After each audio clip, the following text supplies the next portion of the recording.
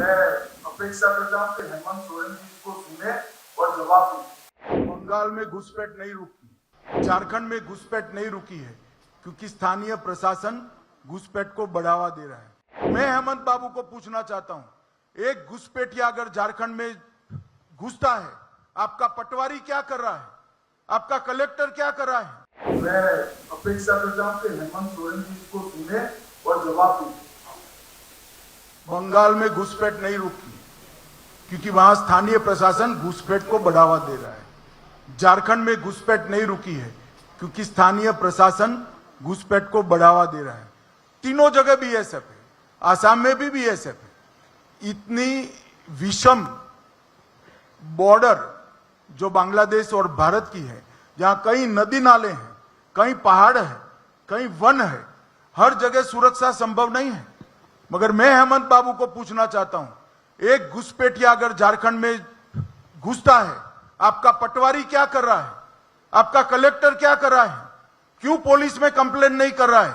क्यों भारत सरकार को कंप्लेन नहीं कर रहा है? यहां भाजपा की सरकार बना दीजिए।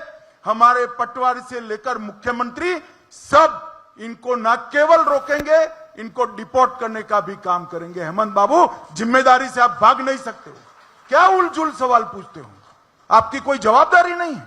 ऐसा कोई मुख्यमंत्री होता है जो राज्य की सीमाओं से घुसपैठ हो और जिम्मेदारी केंद्र पर थोपे? और आपका तो इरादा भी नहीं है। जब झारखंड हाईकोर्ट ने कहा इसको रोकने का क्या प्रयास करेंगे, आपने शपथ पत्र पर आपकी सरकार ने ना बोला है कि हम नहीं रोकेंगे। मगर अब आपका समय समाप्त हुआ है। भारतीय जनता पार्टी की सरकार बन रही है, हम इसको रोकेंगे भी, चिन्हित भी करेंगे और वापस भी भेजने का काम भारतीय जनता पार्टी की। अमित भाई, आपने बार बार अंडरलाइन किया कि यूसीसी से ट्राइबल्स को बाहर रखा जाएगा, आपने एक दो बार दोहराया। अमित भाई, कई ऐसे और भी स्टेट्स हैं जहां ट्राइबल्स की साइजेबल पॉपुलेशन है। देखिए, मैं बता देता हूं, उत्तराखंड में एक मॉडल भारतीय जनता पार्टी सरकार ने देश के सामने रखा है। उसमें हमने ट्राइबल्स को, उनके रीति रिवाजों को, इनके संस्कारों को और उनके कानूनों को पूर्णतया यूसीसी से बाहर रखा है। भारतीय जनता पार्टी देश भर में जहां यूसीसी लाएगी, हम ट्राइबल को एक्सक्लूड कर यूसीसी का इंप्लीमेंटेशन करेंगे। इसमें कोई कंफ्यूजन नहीं। अमित भाई, आनंद हो, टीवी 9 भारतवर्ष से। एक एफिडेविट सामने आया है हेमंत सोरेन का, जिसमें उनकी उम्र जो है 5 साल में 7 साल बढ़ गई है। तो क्या ये एक महज गलती है या फिर कुछ और इसके पीछे आप देखते हैं? अब वो तो मैं मानता हूं कि चुनाव आचार संहिता लग चुकी है, मगर मॉरल ग्राउंड पर हेमंत बाबू ने ही इसका घोषणा करना चाहिए। जनता को सच्ची जन्मतिथि बताने का दायित्व उनका खुद का है। नमस्कार, अमित शाह जी, दीपक कशिश न्यूज से। विस्थापितों को लगता है सरकार भी भुला देती है और कंपनियां भी उनके लिए कुछ नहीं करती हैं। विस्थापित यूं ही आंदोलन करते रहते हैं, उनके लिए कुछ है? क्या कह रहे हैं? इसके लिए हमने हमारे घोषणा पत्र में आयोग बनाने का फैसला किया है और इस समस्या का सभी प्रकार के रास्तों का वो आयोग संपूर्ण विचार कर एक नई नीति बनाएगा। अमित भाई, मैं रविकांत राय हूं, टाइम्स नाउ नव भारत से। आपने कहा कि आपने जो संकल्प पत्र जारी किया है वो पत्थर की लकीर है, लेकिन इंडिया अलायंस की तरफ से भी संकल्प पत्र जारी होगा। मल्लिकार्जुन खड़गे ने अपने राज्यों में कहा है कि वही वादे करें जो पूरा कर पाए। उनको लगता है कि बहुत ज्यादा बढ़ा चढ़ाकर बातें की गई जो कई राज्यों में पूरा नहीं कर पाए वो लोग।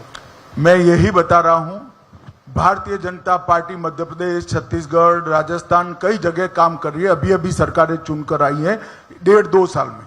हमने हमारे हर वादे को एड्रेस किया है और कांग्रेस पार्टी हिमाचल, कर्नाटक और तेलंगाना तीनों जगह पे दिए हुए वादों को पूरा करने में फेल गई है।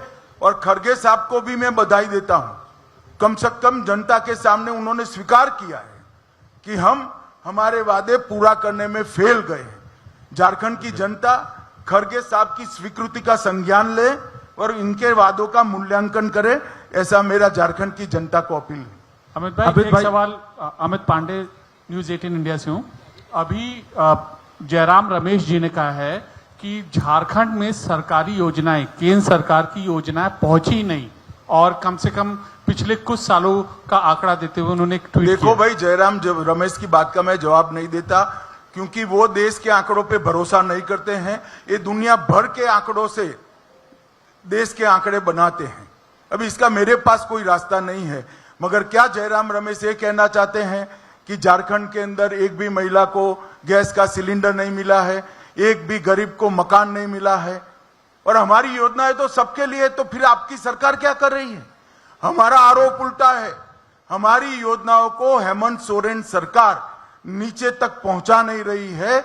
मैं वादा करता हूं, आगे 5 साल हमने मोदी जी की योजनाओं को नीचे तक पहुंचाया था। इन्होंने मोदी जी को राजनीतिक यश न मिले इसलिए योजनाओं को रोका है। भाजपा सरकार बना दीजिए, हम फिर से इसको जन जन तक पहुंचाने का काम करेंगे। सर अमित भाई, मैं विकास चंद्र हूं, न्यूज नेशन चैनल से।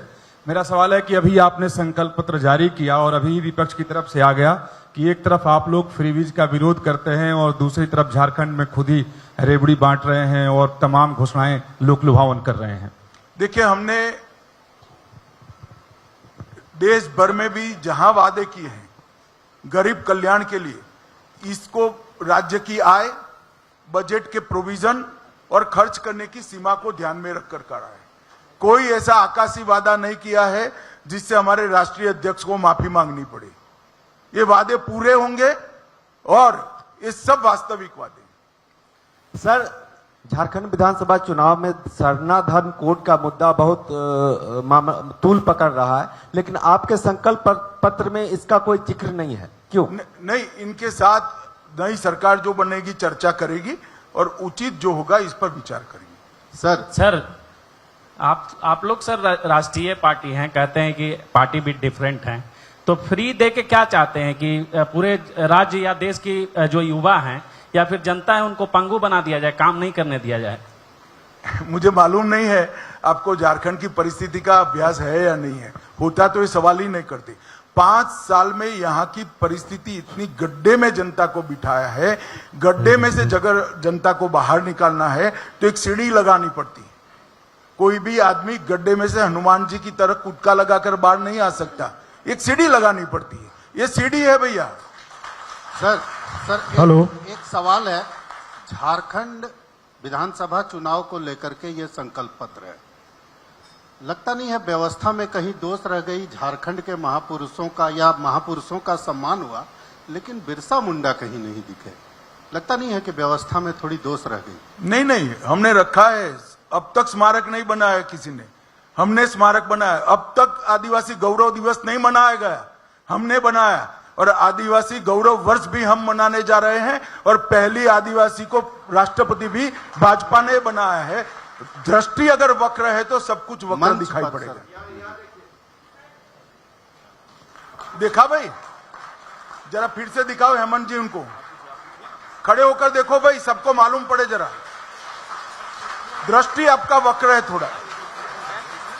सर, एक छोटा सा सवाल है न्यूज 11 भारत से, रुचि शर्मा। एक तरफ आप राष्ट्रपति द्रौपदी मुर्मू को सर्वोच्च पद पर बैठा है, दूसरी तरफ राज्य के मुख्यमंत्री हेमंत सोरेन जहां भी चुनाव प्रचार करते हैं कहते हैं कि एक मुख्यमंत्री, आदिवासी मुख्यमंत्री को परेशान करने का कार्य किया जा रहा है, इसीलिए विकास नहीं हो पाए। भाई एक मिनट, मैं समझ गया आप क्यों पूछ रही और क्या पूछ रही, दोनों समझ गए, बैठ जाइए। मैं झारखंड के आदिवासियों को कहना चाहता हूं, जिस मुख्यमंत्री के शासन में आपके कल्याण के लिए मोदी जी ने भेजा हुआ 350 करोड़ रुपया इनके सांसद से घर से पकड़ा जाए, जिस मुख्यमंत्री के राज में मोदी जी ने भेजा हुआ आपके कल्याण से, आदिवासी कल्याण के लिए भेजा हुआ 20 करोड़ रुपया से ज्यादा रकम उनके घर से पकड़ा जाए, उसको जेल में डालना चाहिए या नहीं डालना चाहिए? झारखंड की आदिवासी जनता बहुत स्पष्ट मानती है ये इनका व्यक्तिगत भ्रष्टाचार है, और जो भ्रष्टाचार किया है वो झारखंड के आदिवासियों का पैसा लूट कर ही किया गया भ्रष्टाचार। अमित भाई मैं कुंदन कुमार हुआ, टीवी 45 न्यूज से हुआ। स्थानीय नीति और जो यहाँ की जो लोकल जो चीजें हुई थी पिछले 5-7 सालों से, जो है स्थानीय नीति भी, और जो उसको जो भाई जरा सुनाई पड़े ऐसे बोलो। स्थानीय नीति और नियोजन नीति को लेकर भी कुछ स्ट्रेटेजी प्लान है क्या? चूंकि अब तक जो है इस राज्य में नियोजन नीति और स्थानीय नीति नहीं बन पाई। मैंने जवाब दे दिया भाई, आप कहीं और गुम हो गए थे।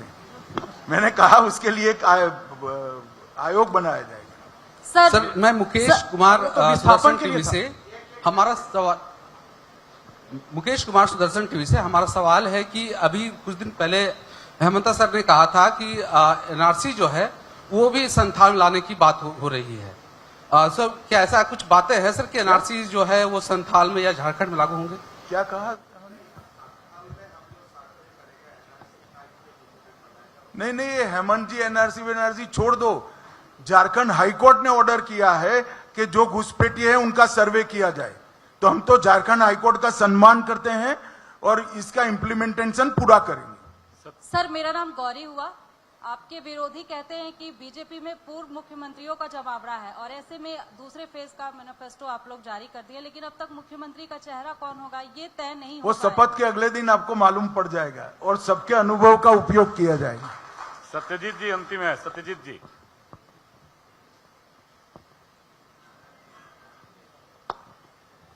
Hello hello sir, JPSC Jharkhand Raghubar Das की भी सरकार आई तो जेपीएससी में वही ढूल है।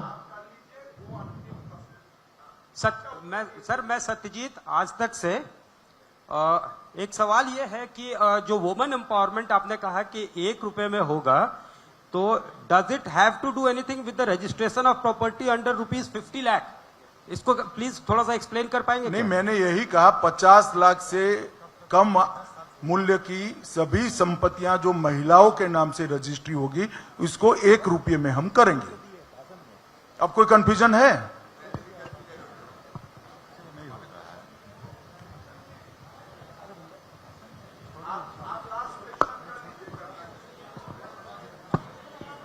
चलो सवाल। हेलो सर, एक आखिरी सवाल है सर। सर एक आखिरी सवाल सर। जैसे जेपीएससी और जेएसएससी के जो स्टूडेंट हैं काफी दिनों से आस लगाए बैठे हुए हैं कि हेमंत सोरेन की सरकार आएगी, रघुवर दास की सरकार आएगी, अब बाबूलाल मरांडी की सरकार आएगी, तो कब तक उन तक नौकरी मिलेगी? ये रोजगार का झारखंड का सबसे बड़ा मुद्दा है पलायन, और हमारा भी जो कि युवा का। नहीं, मैंने रोजगारी के लिए कहा ही है, और बाकी के जो हंगामी नौकरी वाले लोग हैं इस पर भी सरकार बनने के बाद हम उचित निर्णय बहुत जल्द करेंगे।